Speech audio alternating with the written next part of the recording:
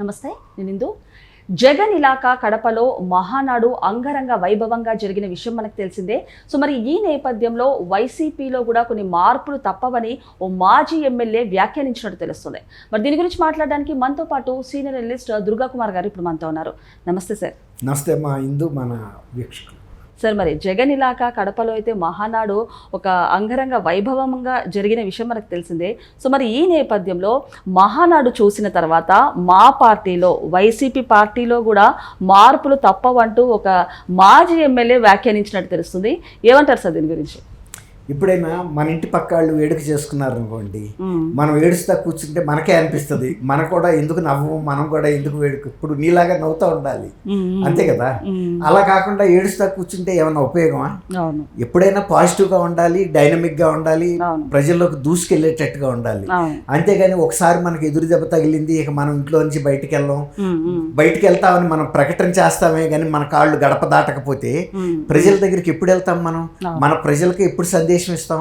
ప్రజల యొక్క సమస్యలు మనం ఎప్పుడు అర్థం చేసుకుంటాం అనే భావన ఇప్పుడు వైఎస్ఆర్ కాంగ్రెస్ లో వచ్చింది. మీరు అన్నట్టు తెలుగుదేశం ఇప్పుడు కాదు, 1983 నుంచి ఫస్ట్ మహానాయుడు నుంచి కూడా అదే విధమైనటువంటి వైఖరితో వెళ్తుంది. గెలుపోటములతో సంబంధం లేదు. ఒక పండగ నిర్వహించాలి అంటే నిర్వహించాలి, అది ప్రజల కోసం. తర్వాత కార్యకర్తలు వాళ్ళ ఈ సాధక బాధకాలు పార్టీలో చెప్పుకోవటం కోసం, అలాగే ప్రజల స్పందనని పార్టీలో డిస్కస్ చేసుకుని అలా ప్రజల స్పందనకు అనుగుణంగా పార్టీ విధానాలను రూపొందించుకోవటం, ఆ ప్రజల యొక్క ఆశయాలకు అనుగుణంగా వాళ్ళు పనిచేయగలగటం, అందుకు కావలసినటువంటి కార్యాచరణ రూపొందించుకోవటం, అందుకు కావలసిన ఐకమత్యాన్ని రూపొందించడం, ప్రజలకు ఒక సందేశాన్ని గట్టిగా వినిపించగలగటం, ఇవన్నీ కూడా మహానాడు వేదికగా జరిగే కార్యక్రమాలు. ఇప్పుడు అదే వాళ్ళు వైఎస్ఆర్ కాంగ్రెస్ వాళ్ళకి అర్థమైంది, మనం ఎక్కడో వెనకబడుతున్నాము. తెలుగుదేశం వాళ్ళు ఇప్పుడు ఇవాళ ఈ మహానాడు నిర్వహణ ద్వారా అనేక రకాలైన లబ్ధి, బహుళార్థక సాధక ప్రాజెక్ట్ అంటారు చూసారా, అనేక రకాల లబ్ధి పొందారు వాళ్ళు. ఒకటేంటంటే వాళ్ళల్లో ఉన్న ఐకమత్యతను చూపించారు, తర్వాత వాళ్ళల్లో ఉన్న విధానాలని, పరిపాలన దక్షతను చూపించారు, వాళ్ళు చేయబోయే విధానాలని ప్రజలకు ముందు పెట్టారు. అలాగే ప్రజల్లో ఉన్న అనుమానాలను నివృత్తి చేయటానికి కూడా ఈ అవకాశాన్ని ఉపయోగించుకున్నారు. అలాగే వాళ్ళు ఇతర పార్టీల పట్ల వాళ్ళకున్న వైఖరిని కూడా తెలియజేశారు, ఇతర పార్టీల్లో ఉన్న బలహీనతలను కూడా తెలియజేశారు. మనం ఇన్ని రోజులు అయ్యింది, ఓడిపోయి 1 year అయిపోయింది, మనం ఎందుకు ఇలాంటి సమీక్ష కూడా చేసుకోలేకపోయాము?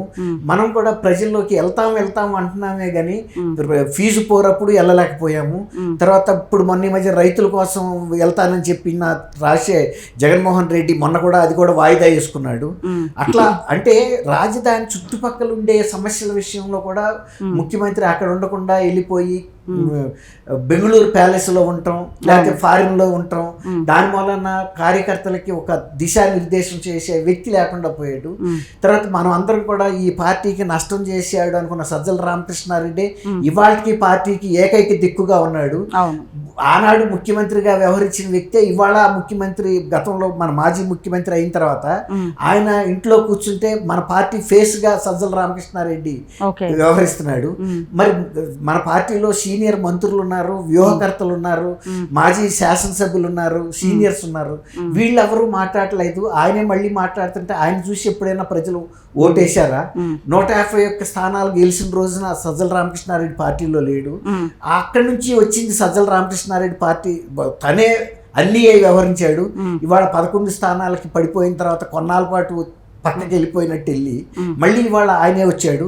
మొన్న వాళ్ళ అబ్బాయి కూడా సుప్రీంకోర్టుకి ముందస్తు బెయిల్కి వెళ్తే కూడా సుప్రీంకోర్టు జడ్జీలు గడ్డి పెట్టి పంపించారు. సోషల్ మీడియాను దుర్వినియోగం చేయటం ద్వారా మీరు ఇలాంటి మళ్ళీ ముందస్తు బెయిల్కి కూడా వస్తారా అని. అంటే మహానాడు లాంటి కార్యక్రమాన్ని అంత కాకపోయినా అసలు మనం ప్రజల్లోకి, ప్రతి జిల్లాలోకి వెళ్ళి ఎందుకు కార్యక్రమాలు నిర్వహించలేకపోతున్నాం? వైఎస్ఆర్సీపీ అనేది ప్రజలు మర్చిపోయారు. ఎందుకంటే మనకు ఎక్కడైనా కనపడితే కదా, మనం ఉనికే లేదు, మన వాయిస్ లేదు. అలాంటిది నేను చంద్రబాబు నాయుడు గారు కానీ లేకపోతే లోకేష్ కానీ ఎంత స్పష్టమైన గంభీరమైనటువంటి వాయిస్ని ప్రజలకి ఇచ్చారు, ఎన్ని హామీలు ఇచ్చారు. సూపర్ 6 గురించి కూడా మంచి ధీటుగా మాట్లాడారు, ప్రజల్లో ఎటువంటి అనుమానాలకి తావు లేకుండా మాట్లాడారు. మనమేమో సూపర్ 6 మీద విమర్శలు చేయడానికి ప్రయత్నిస్తున్నాము, వాళ్ళు అదే సూపర్ 6ని పాజిటివ్గా ఉపయోగించుకుని మేము అన్నీ కూడా మీకు సాధించాము, ఆగస్టు 15తో మహిళలకి ఉచిత బస్ ప్రయాణం కూడా చెప్పేశారు. ఆ విధంగా అన్నీ ఒకటొకటి వాళ్ళు పరిష్కరించుకుంటా వెళ్ళిపోతుంటే మనం నోరు తెరిచి చూస్తా కూర్చోవటం, సైలెంట్గా కూర్చోవటం పరిష్కారం కాదు అనేది ఇప్పుడు వాళ్ళల్లో మాజీ మంత్రులు కానీ సీనియర్ మాజీ శాసనసభ్యులకి ఒక ఫీలింగ్ వస్తుంది. చంద్రబాబు నాయుడు గారు ఈ మాట కూడా అన్నారు సార్, ఆడబిడ్డలను అనుసరించి.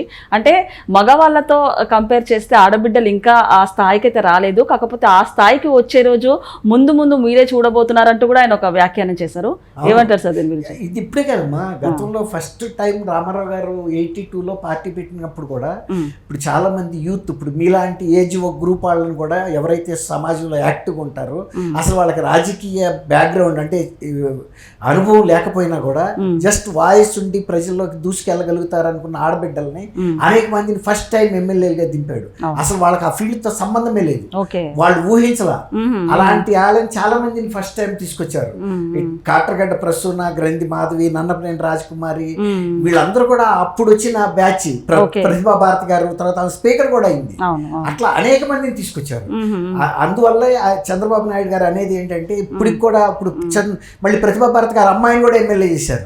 ఇప్పుడు అట్లా స్పార్క్ ఉన్న ప్రతి ఆడపిల్లల్ని కూడా మొన్న అమరావతి ఉద్యమంలో పార్టిసిపేట్ చేసిన మహిళా యువతని బ్రహ్మాండమైన వీటిల్లో పోస్టింగ్లు కూడా ఇచ్చారు, చైర్పర్సన్స్ గా, వాటిగా, అట్లాగే స్పోక్స్ పర్సన్స్ గా. అందుకే చంద్రబాబు నాయుడు గారికి ఏంటంటే మగపిల్లలే కాదు ఆడపిల్లలు కూడా రావాలి ప్రజా జీవితంలోకి, వాళ్ళని కూడా మేము శాసనసభ్యులుగా కానీ మంత్రులుగా కానీ నియమిస్తాము, వాళ్ళకి తగిన ప్రోత్సాహం ఇస్తాము, అలాగే వాళ్ళకి తగిన శిక్షణ కూడా ఇచ్చేవాళ్ళు ప్రజా జీవితంలో ఎలా వ్యవహరించాలి ఏంటి అని. తర్వాత ఎవరు కూడా తెలుగుదేశంలో వచ్చిన ఆడబిడ్డలు ఎవ్వరు కూడా రిమార్క్ అనేది లేదు వాళ్ళ మీద. అంత చక్కటి వ్యక్తిత్వంతో రాణించారు వాళ్ళు. తర్వాత రేణుకా చౌదరి కూడా తెలుగుదేశంలో ఆరంభమైంది, కార్పొరేటర్ గా మొదలై రాజ్యసభ రాకి వెళ్ళింది, నైటింగేల్ ఆఫ్ రాజ్యసభ అని బిరుదు కూడా పొందింది. అంత పార్లమెంటేరియన్ గా, ఉత్తమ పార్లమెంటేరియన్ గా పెరిగింది. అవన్నీ కూడా తెలుగుదేశంలోనే సాధ్యం. అంతే తప్ప మనం పార్టీలోకి వచ్చిన ఆడపిల్లల మీద మడ్ స్లింగింగ్ చేయాలి, వాళ్ళ మీద ఆ వ్యక్తిత్వ హననం చేయాలి. ఇప్పుడు జగన్మోహన్ రెడ్డి గారి దగ్గర వచ్చింది అదే కదా, తన సొంత చెల్లెలు మంచి అమ్మాయి అంత పాదయాత్ర చేసి వరల్డ్ గిన్నీస్ బుక్ రికార్డులో ఎక్కినా కూడా ఆమెకు ఒక చిన్న పదవి ఇవ్వటానికి కూడా ఆయన ఇష్టపడలా. ఎందుకంటే ఆమె ఎక్కడ పోటీ అవుతుందో అని. ఇంకో రెండో పవర్ పాయింట్ అవుతుంది పవర్ సెంటర్ గా, అది తెలుగుదేశంలో ఉండదు. అది మహిళలైనా యూత్ మగపిల్లలైనా అందరినీ. ఇప్పుడు రామ్మోహన్ నాయుడు వాళ్ళ తండ్రి ఫస్ట్ జనరేషన్ తెలుగుదేశం లీడరు, ఆయన కారు యాక్సిడెంట్ లో చనిపోతే మళ్ళీ రామ్మోహన్ నాయుడు గారిని వాళ్ళ సెంట్రల్ ఏవియేషన్ మినిస్టర్ గా కూడా చేశారు. అట్లా బాలయోగి గారు, వీళ్ళందరూ కూడా ఫస్ట్ టైం వచ్చిన వాళ్ళు. ఆయన దళిత వర్గానికి చెందినా కూడా లోక్సభ స్పీకర్ గా కూడా అయ్యాడు. అందువల్ల వీళ్ళు వైఎస్ఆర్సీపీ వాళ్ళు ఏమనుకుంటున్నారంటే మహానాడు లాంటి కార్యక్రమాలు అంటే ఒక జోష్ రావాలి ప్రజల్లోనూ కార్యకర్తల్లో కూడా, అది మనం చెయ్యాలి అనేది వాళ్ళలో వినపడుతుంది. ఇప్పుడు తర్వాత వాళ్ళు అది ఫెయిల్యూర్ అనుకుని ప్రచారం చేయబోయి నాలుగు కరుచుకుని అంత సక్సెస్ అయిన కార్యక్రమాన్ని ఫెయిల్యూర్ అంటే మన్నే ప్రజలు ఊసి పెడతారని దానికి ఇక్కడ సైలెంట్ అయిపోయారు. సో మరి సార్ ఫైనల్ గా చూసుకుంటే 2 సంవత్సరాల క్రితం పెద్దిరెడ్డి రామచంద్రారెడ్డి అనుచరులు అయితే టీడీపీ కార్యకర్తల పసుపు చొక్కాలు విప్పి అయితే ఆయన అవమానించారు. సో మరి అదే గడ్డపై అదే కార్యకర్త మొన్న అయితే ఘనంగా సన్మానం అయితే జరిగింది. సో ఎక్కడైతే అవమానించారో అక్కడే కూడా సన్మానం జరిగింది.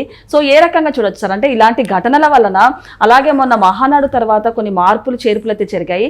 ఇది చూసి ఒక బుద్ధి కూడా తెచ్చుకొని వైసీపీ నేతలు కూడా వాళ్ళ వైఖరిని మార్చుకున్నారంటారా? ఇప్పుడు వాళ్ళు ఎప్పుడు మాడరమ్మా. మీకు తెలుసో లేదో ఒక సామెత ఉంది, పుట్టుకతో వచ్చిన బుద్ధులు పుడకలతోనే పోతాయి అని. అంటే కట్టెలతో కాలిపోయినప్పుడు అట్లా పోవాల్సిందే తప్ప పుట్టుకతో వచ్చిన బుద్ధులు పోవు, వాళ్ళకి మారరు వాళ్ళు. ఇప్పుడు ఆ రోజున అవమానం చేసినందుకు అదే కడపగడ్డ మీద సన్మానం చేశారు. ఎక్కడైతే వాళ్ళు ఆ కార్యక్రమాన్ని ఆపారో అక్కడి నుంచే మళ్ళీ వాళ్ళతో ఆ సైకిల్ యాత్ర కూడా సక్సెస్ఫుల్ గా చేయించారు. అంటే ధైర్యం ఇచ్చారు, మీరు కాదు, మీరేమి శాశ్వత రాజులు కాదు ఆ ప్రాంతాలకి, అట్లా అన్నమాట. అది ఎప్పుడు తెలుగుదేశంలో ఉంటది, అన్ని వర్గాల ప్రజల్ని వెనుదన్నుగా నిలబడుతుంది. ఈ రకమైన బూర్జువా ఫ్యూడల్ వ్యవస్థ ఉండదు. అంటే మా నియోజకవర్గాల్లోకి ఇతర ప్రాంతాల వాళ్ళు రాకూడదు, ఇతర వర్గాల వాళ్ళు రాకూడదని. అంటే మేమేదో ఈ ప్రాంతానికి రాజులు అనే భావన గతంలో ఉండేది.